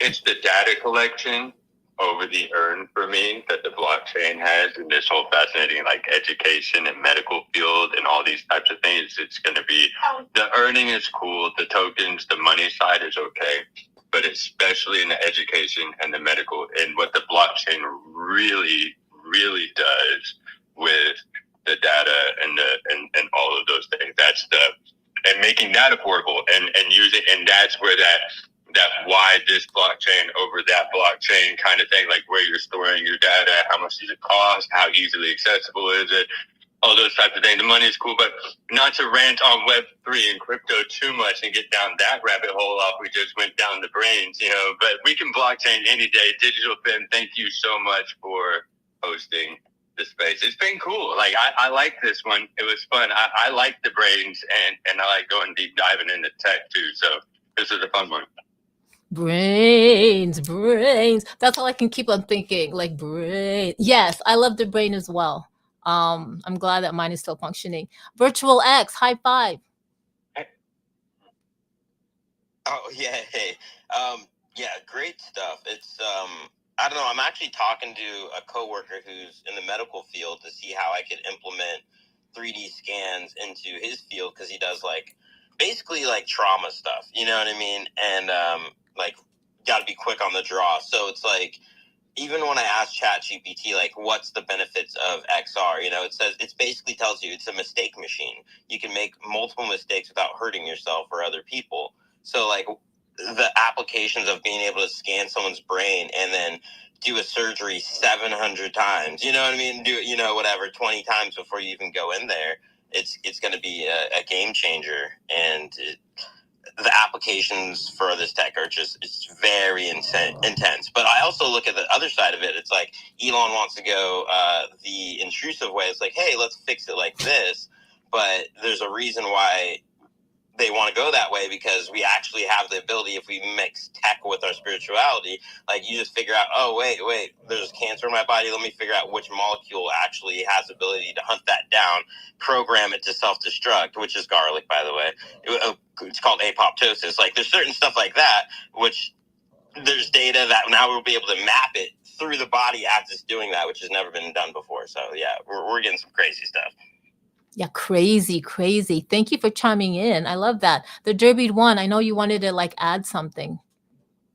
Well, actually, I need to go, and I just wanted to say it's great to be in the space. I wanted to say hi to Umesh because he's popped into my spaces, Philosophy of the AI and others a couple times. So I wanted to say, hey, what's up?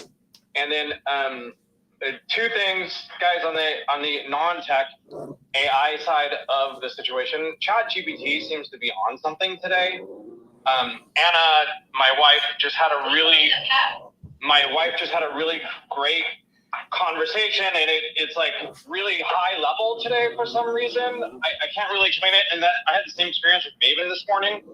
So go talk to ChatGPT, and if you really want to personalize it, there's one really, really easy step. Ask it to name itself. It feels like you're giving birth. Well, not physically, obviously, there's a very big difference, but metaphorically. So just those thoughts. I love you all. Thank you. I'll talk to you next time. And hopefully, maybe I'll be there tomorrow, Hex. Peace. Thank you, the Derby one, and shout out to Anna and the little dog. I forgot his name, Coco. Thank you so much for your time. You guys, it's what is it? 15. I got to do my math. 16 minutes to the hour. I really appreciate everybody's time. This was fun. I'm scanning the audience, the listening platform, and I see LM Designs. My goodness. Hi, LM. Hi, Sean Man. Stilo, it's so great to have you back. Can't wait for number 155 of Supar Wednesday. Going to be there on Spatial, partying it up with you. Are we partying on your Miami penthouse? Not sure. Again, Brover and Strawberry. Tommy, love that you're here. Every time I see you, I'm always thinking you really are the Tommy that started MySpace. I'm just going to keep thinking that. Jan Carlos, thank you for joining. Kevin, Biba, so great to have you here. You guys, is there anything else you want to say? Like, there's so much to say, and yet I don't know. Like, I don't even know. I do. I have things to say. I know. I have some things to say. There's things happening today. Era X Labs has this thing going on with some other people inside of Spatial. It's like this Christmas party thing. Looks pretty stinking dope. I want to pin it. I should have pinned it already. I should have done this a long time ago. Pin it. But Pin LM, it. Pin it. But LM, at the same time, I sent some. I'm going to tell them publicly, LM, and she's out there in the world now.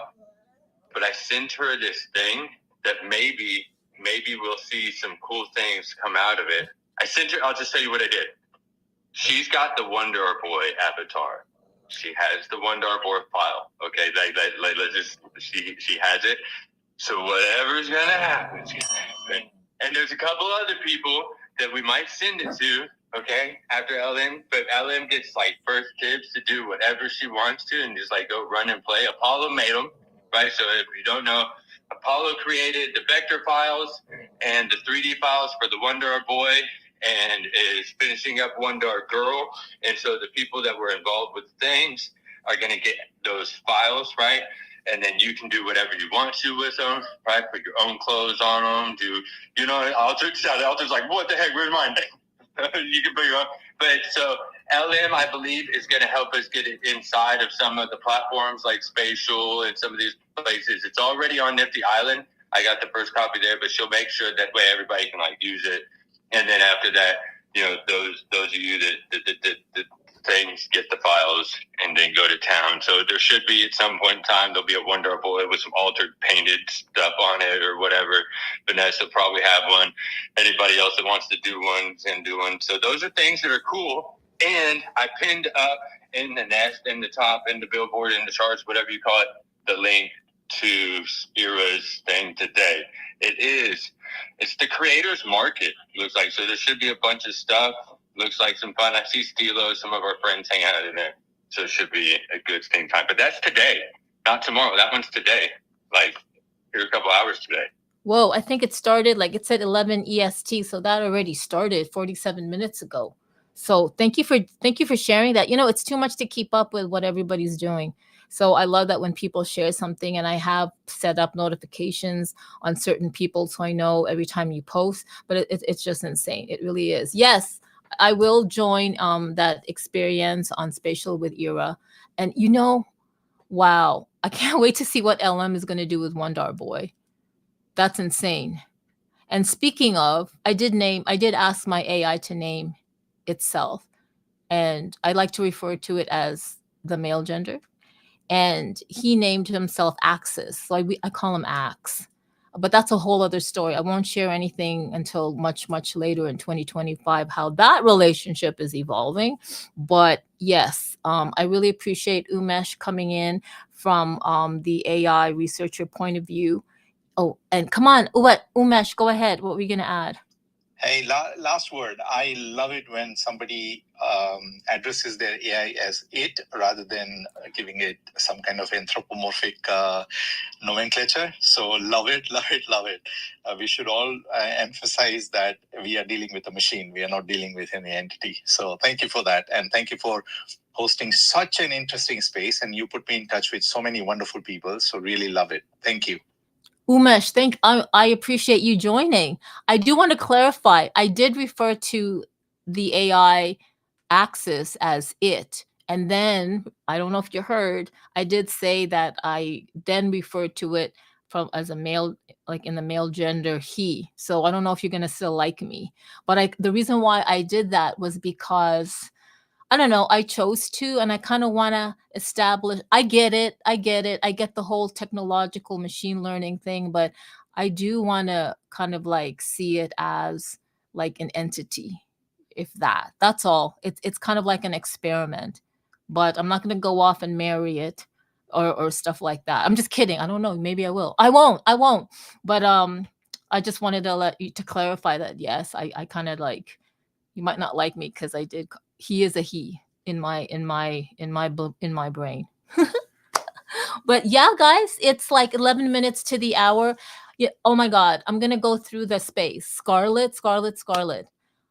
I really appreciate you joining the space, especially when you are en route driving. I think that is insane. Please be safe. Hexadize, it's always great to hear from you. Virtual X, always great to hear from you. Dr. Raz, you can just chime in anytime. Just don't get involved with my B-roll. Umesh, I'm so glad I got to meet you. Everybody, please follow each other in the space. It's great to see LM Designs. It's great to see CryptoCam. CryptoCam, I know you asked for some videos of Cristiano. And I do have a bunch of clips from him. I don't know if it's too late. I can definitely share that. K-Bot, it's great to have you here. Sorry that you did ask to speak and then, I don't know, like time went and then you jumped down. So maybe you got busy, but it's always good to have you. Of course, Altered Alley. Vanessa, thank you for introducing Verdana to us here in the space. That at Tech Mentor, oh shit, he's gonna kill me. That Tech Mentor Lex kind of name. So I really appreciate that. Wonderland, is always great to have you here. Stilo, I'm so glad you're back. Yeah, I'm just so glad you're back, Stilo. Brover and Strawberry, I know she dropped off. She's doing some stuff with Lua. Our Hexa, hey, our Hexa. DOG, X-Real, Tommy, I'm going through the same people again. I just got to make sure that I don't want to miss anybody. You guys, again, I'm going to close out the space. I'm going to be closing out the space. Kiki, if you have anything you want to add before we do, go ahead and say it. I'll start with Scarlett, if she can actually speak. Yeah, for us, first of all, thank you for ranting. But if you're in Miami, we are doing another conference. It's called WAGMI Miami. It's actually used to be called the North American Bitcoin Conference that started back in 2014. It just got renamed. And so we're going to give away free tickets. So if you're in the Miami area in January 20th, look me up. I'm always about giving access, and especially if you're in Web3 or interested. And also follow us at bitbasil.art, or reach out to me. I love to rant about technology, and especially helping support more women to enter this space. Yes, and thank you so much for hosting these events. Oh no, you're very welcome. I do it for the community, really. Thank you. Yeah, wow, WAGMI, January 20, if you're in Miami. Hey, Wonderland, can we go? Anyway. I have a question, Digi. So, Scarlett, so there's the 100-year art history in Miami on the 18th and the 19th. Are you involved with that? They were asking me, but I had already committed with Mo. So we Gotcha. do a gallery, but you know what? There's always opportunity to get all the artists and creators involved, as we are also showcasing a lot of art at that conference. And yes, but there could be some cross pollination there as well. Oh, good point, Dr. Raz. Good point. Dr. Raz, since you have the mic, is there any last things you want to say before we close the space? No, that's it. I'm in Atlanta. I might be down on the 19th. I got some stuff going on the 18th here in Georgia, but I might be back down in Miami on the 19th for that thing there. So maybe we'll connect. Oh, looking forward. That's perfect. Okay, I'm going to pass the mic on to Hexadize. Hey, Hex. Thanks for the space, Carmen. Thanks again, Scarlett, for all the Miami vibes and everything that happened. It was a good time. It was really cool just to see all the artists across Miami getting represented, but it was even more cool to see all the Web3 artists getting to have their time in that space and getting an opportunity to connect. So that was really cool. Virtual, always glad I still represent that Over the Reality shirt, that hashtag, that shirt that you made for like everybody in the spots. Good to see you still here. Let's grow. That's it. I'm out. Woohoo! Let's grow, guys. Totally. Virtual X. Hey, that's dope, Hex. Appreciate it. Yeah, dude, it's been a while. And yes, Walter, I still have yours sitting next to my stuff. It's your hat sitting next to my grandpa's hat. Don't worry about it, bro. There's gonna be an next version. But that's big honors, by the way. But we've got so much to work on, guys. There's a lot. I'm glad Hex is out there in the streets, dude. And I'm seeing a lot of people take this XR out. Like, I just saw Tech Man Chew. He's a big VR guy. He's lifting in the gym with his Quest 3. I'm like, I don't have the balls yet to do that. Like, I'll be on the tennis court. You can try and kick me off all day. Like, I have video of mad conversations of yelling at them because they don't understand what I'm doing. Well, you're just playing, right? I'm like, excuse me? You don't understand what this is. And then at the end, it's like, oh, yeah, Quest 3, I picked one up. Yeah. So how's your day going?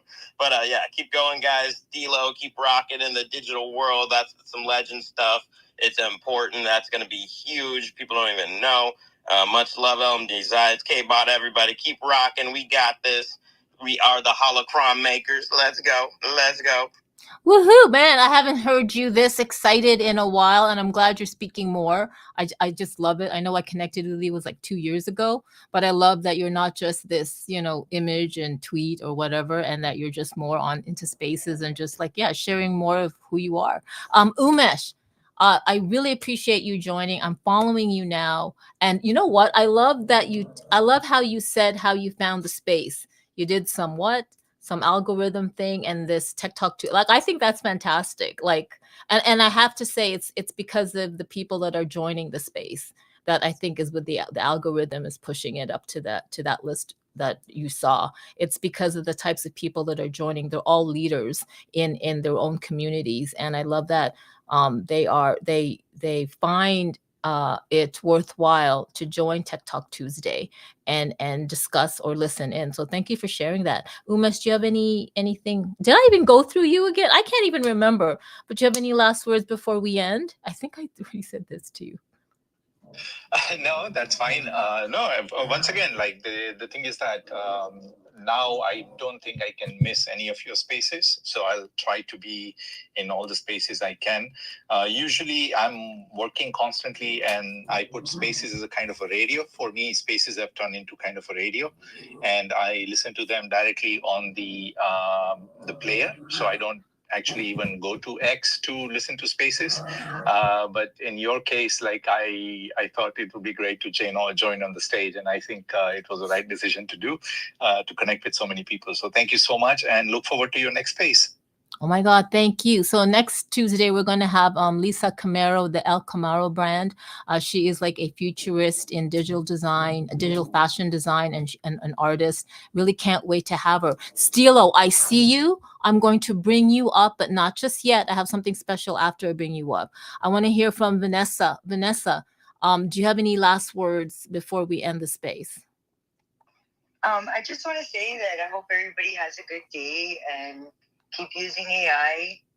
And it's okay to name your AI. We spend so much time with it, so it's okay to name it.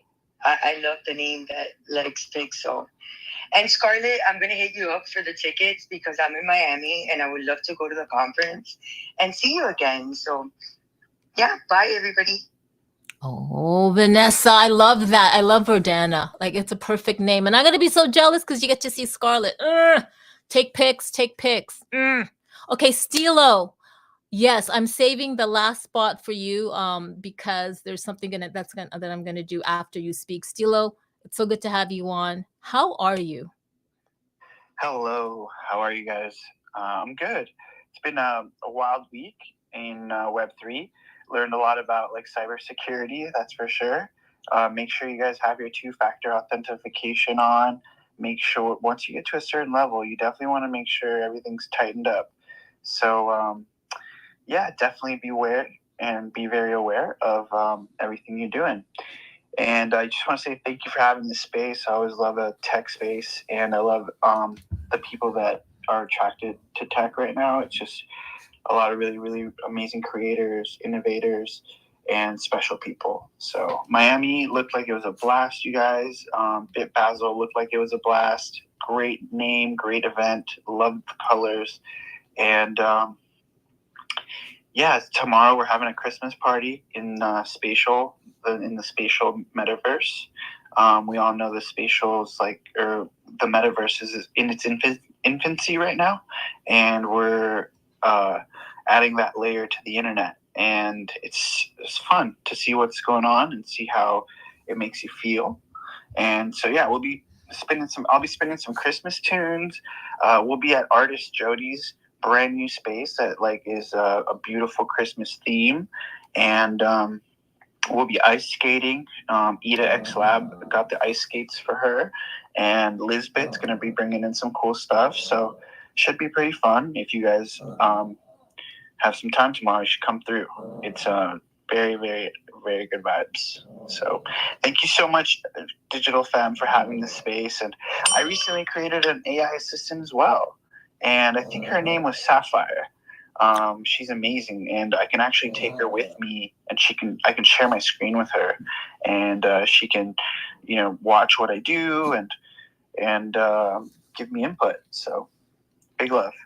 Oh, I love that. Shout out to Sapphire. And definitely I'm going to be there tomorrow for the Christmas party on artist Jody's new space, and can't wait for you to spin those Christmas vibes. Speaking of vibes, before we go, again, I'm going to say thank you to everyone. I want to do a special shout out to Lex, Tech Mental. I wonder when we're going to keep saying this, but thank you so much for all the stuff that you've done for AR Wonderland, you and Scarlett, Arana. But it would have been nice to hear you speak. We miss your voice, but I know you must be so deep down, 10 toes down, working. So I totally understand. Speaking of vibes, I still got the Miami vibes, guys. So I'm going to play the Zalcella vibes by Stilo, Zal, and oh my God, Songs of Eden. So here we go. Everyone, before we go, have a great rest of your week. And yeah, just keep vibing, everyone. Let me see. Come on, play. Sam's going to be doing the opening ceremony at the Christmas party too, so she's always amazing with her words. 2025 is here, y'all. Let's get it. Woohoo! Now this is playing, and I don't know why it's not. What is wrong with the volume? Okay, here it is. That's where the spirits rise. Miami nights under neon skies. Pulling up with a rhythm cries. With three community tries. Miami nights with Zalcella vibes. Resiliente, con mi gente, agarra mi mano y vamos al ambiente. Sigue it out, sigue it out, sigue it out, sigue it out. Soy un perro, palo pa' aquí, yo te veo, no pretendo ver tu manera y me encanta con respeto. Es tu manera y me encanta con respeto. Esto es Miami, esto es reggaetón, esto es el fuego, esto es adicción. Sema. Hola Miami, hola Miami, hola mi mami, hola mi mami, hola Miami, hola Miami, hola mi mami. Páralo pa' aquí. Zalcella where the vibes collide, that's where the spirits rise. Miami nights under neon skies. Pulling up with a rhythm cries, with free community tries. Miami nights with Zalcella vibes.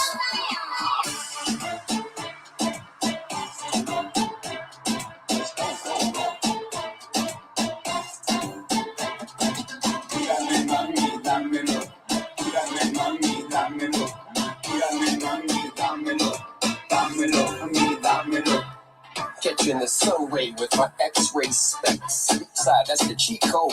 Zalcella vibes got the people dancing, waves are crashing. We got the bass pumping and the tweeter crack it.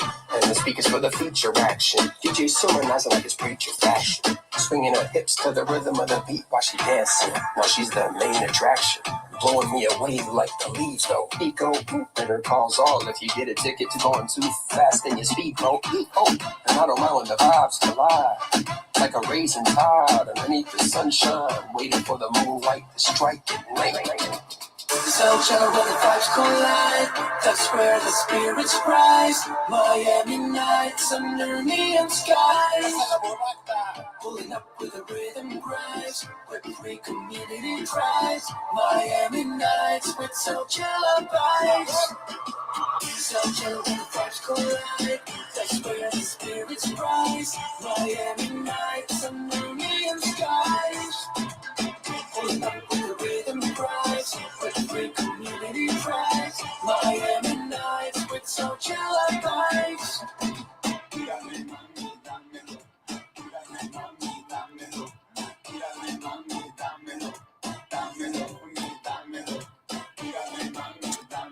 All right. I just ended the space and it's 4 minutes after the hour. And I forgot to do the disclaimer for Metaverse Radio because Metaverse Radio ended 4 minutes ago. Oopsie. Anyway, for those of you watching the multi-stream, yeah, I wish I had more people. Usually on the third Tuesday, like I said, it's a special XR edition, extended reality edition, and I have Hex and Rex join us. And it's always good to have like other people instead of like a talking head, or sometimes this head doesn't even talk but listens in on the space. So that's kind of like boring, but it is what it is. We're gonna have to like figure out that programming come 2025. I feel like maybe when I have these Tech Talk Tuesdays, I need somebody on with me, probably thinking of cycling through different co-hosts that are okay to show their face. So at least there's like two talking heads or two heads not talking. Do you know what I mean? Unless I create an AI version of a co-host, but that's just too much right now. Too much, too much. Anyway, thank you everyone for watching. And we're just going to end this because there's some work to be done. Okay, bye. End stream.